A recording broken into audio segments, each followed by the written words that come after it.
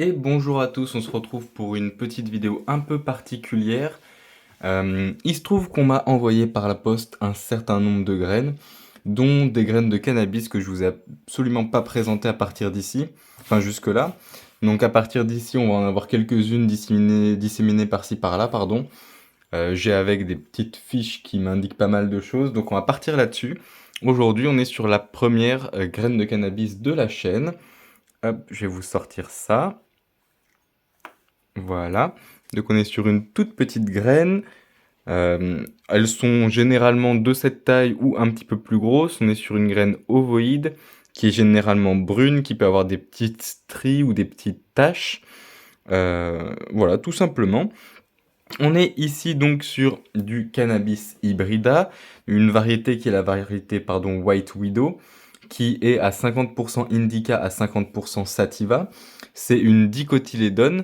La White Widow en elle-même a une résistance naturelle assez élevée aux ravageurs et aux maladies.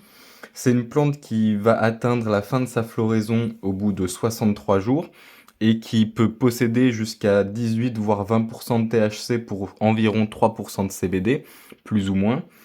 Euh, c'est une variété qui a été créée dans les années 90 en Hollande. Le père est une sativa brésilienne, la mère est une indica sud-indienne.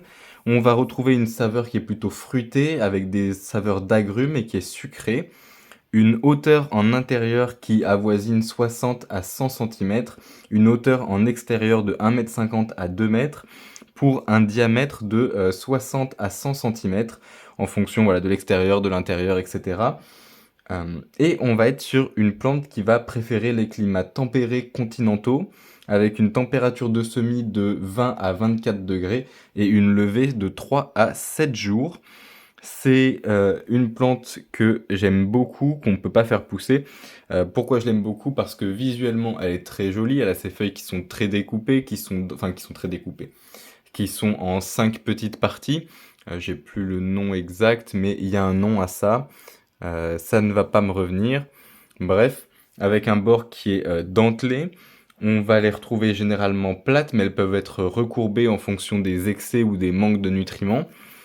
Et on va avoir une floraison qui est très particulière, hein. La fleur de cannabis est une fleur très reconnaissable. Je pense pas avoir déjà vu dans la nature d'autres fleurs qui puissent vraiment lui ressembler. Euh, voilà, tout simplement.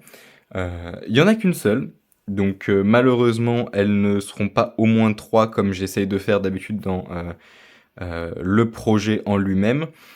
Malheureusement, il y en a qu'une seule. Après, peut-être que j'en aurai d'autres un jour. Je pense qu'on a fait le tour sur cette petite graine.